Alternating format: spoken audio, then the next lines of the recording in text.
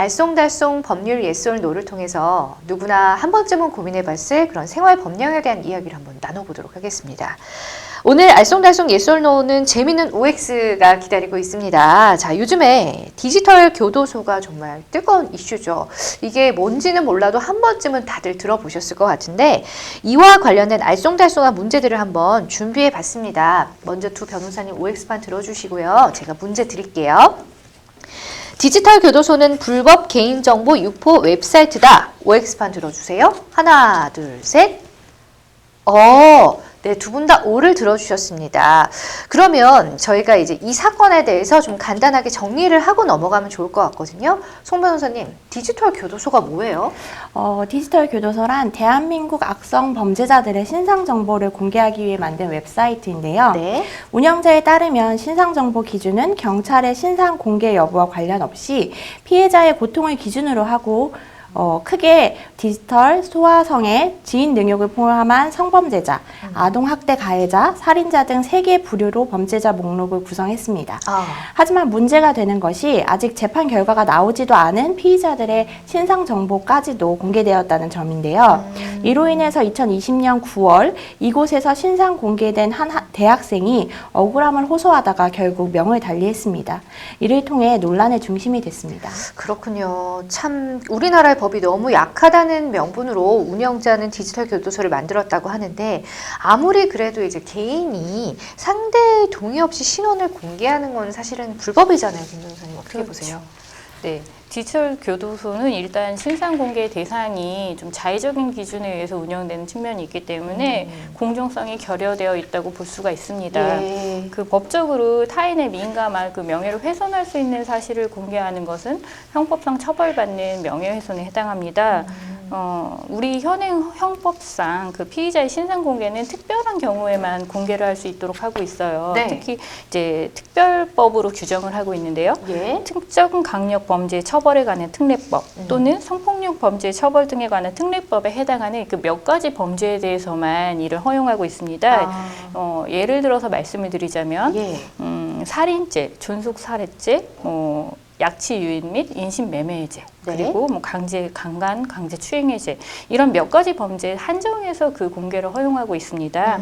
그리고 또 이게 해당한다고 해서 모든 신상 공개 정보가 다 오픈이 되는 건 아니에요. 네. 그 좀 구체적인 요건을 들고 있는데요. 첫 번째로는 이제 범행 수단이 잔인하고 중대한 피해가 발생한 특정 강력 범죄 사건일 것. 예. 이제 두 번째는 피의자가 그 죄를 범하였다고 믿을 만한 충분한 증거가 있을 때. 이제 세 번째는 국민의 알 권리나 오로지 공공의 이익을 위한 것일 때. 네 번째는 이제 피의자가 청소년에 해당하지 않을 때인데요. 이 네 가지 조건 중에 하나라도 갖추지 못하면 신상 공개를 할 수가 없습니다.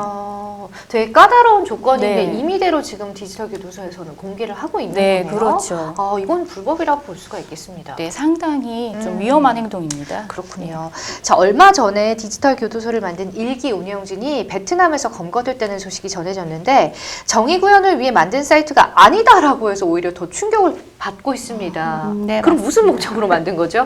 예. 네, 디지털 교도소 1기 운영자가 알고 보니 N번방 운영자이자 마약 판매업자라는 사실이 알려져서 큰 충격을 주었는데요. 게다가 그동안 운영을 도와주는 조력자가 있다고는 했지만 운영진, 운영 방식, 검증 방법 등이 베일에 감춰져 있었습니다. 네. 한 사람의 제보로 범죄자들 신상 정보를 수집하는 일꾼, 그리고 일꾼을 관리하는 간부, 그리고 디지털 교도소 수감 여부를 결정하는 재판관 등 20에서 한 50명여 명의 인원이 각각 역할을 나눠서 활동했다는 것인데요. 문제는 이 운영진들이 자발적으로 한 게 아니라 일기 운영자에게 약점을 잡힌 이들이 일꾼으로 활동했으며 그들을 협박 관리하기 위해 일꾼 교육대가 존재했다는 것이죠. 게다가 교육대를 탈출할 시에는 이 일꾼의 신상 또한 디지털 교도소에 박제가 되었다는 것입니다. 예. 그래서 이게 사실이라면 이 또한 뭐 협박이나 강요죄에 해당하는 엄연한 범죄 행위가 될 수 있습니다. 얘기를 들어보니까 굉장히 좀 체계적이고 네. 또 하나의 게임 같다라는 생각도 들어요.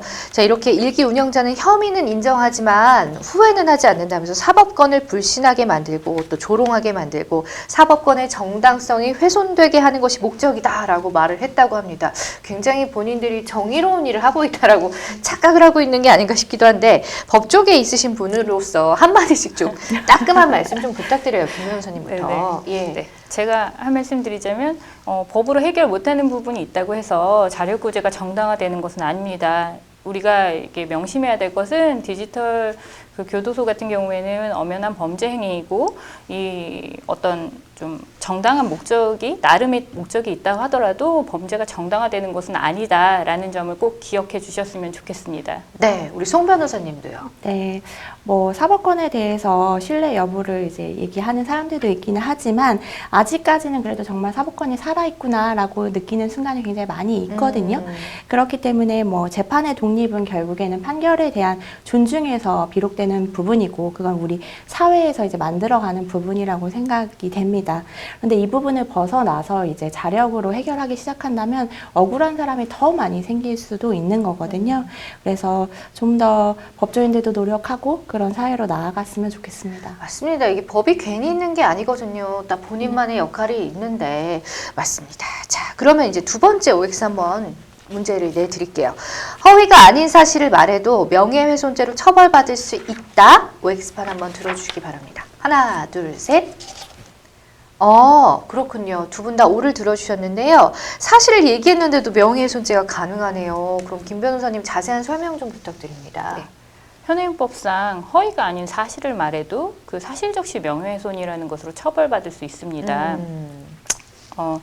이 경우에는 최고 징역 2년 또는 500만 원의 벌금형이 선고가 되는데요. 이 경우에도 다 이제 처벌을 받는 것은 아니고요. 예. 그 공공의 이익에 부합한다는 목적이 있을 경우에는 그 처벌을 피할 수 있습니다. 그래서 실무상에서는 법원에서 이 공공의 이익에 관한 표현을 어떻게 판단하는지에 따라서 그 범죄의 성립 여부가 갈리는 경우가 있습니다. 최근에 그 사실적시 명예훼손죄 폐지를 두고 여러 가지 뭐 입법례들이 등장을 하고 있는데요. 세계적인 추세는 사실 사실적시 명예훼손죄를 처벌하지 않는 쪽이 훨씬 많습니다. 예. 하지만 이제 이거는 제가 생각을 했을 때는 개인적으로 옳고 그르고의 문제, 뭐 사실적시 명예훼손이 반드시 폐지되어야 한다라는 문제보다는 네. 이 명예훼손죄가 어떻게 지금 규정이 개정이 되어야 할 것이냐라는 입법론과 더불어서 네. 우리 사회의 성숙한 댓글 문화가 뒷받침되어야지만 이게 검토가 가능한 쟁점이 아닐까라는 생각이 듭니다. 예. 맞습니다. 저도 동의를 하고요. 예. 조금 시기를 두고 좀 고민을 해야 되는 지점이 있지 않는가라는 생각이 듭니다. 맞습니다. 아우, 말씀을 당연하지만 너무 잘하시네요. 네. 자, 마지막 OX 나갑니다. 디지털 교도소에서 신상 공개된 이 SNS에 가서 디지털 교도소에서 보고 왔습니다라고 댓글을 달 경우에는 명예훼손이 될 수 있을까요? 이건 진짜 궁금하네요. 자, OX판 들어주시기 바랍니다. 하나, 둘, 셋. 명예훼손이 될 수 있군요. 자, 그럼 송 변호사님한테 의견 좀 여쭤볼게요. 네, 고소인이 진위 여부가 가려지지 않은 상태에서 댓글로 피해를 입었을 시에는 명예훼손죄, 모욕죄로 고소를 할 수 있습니다.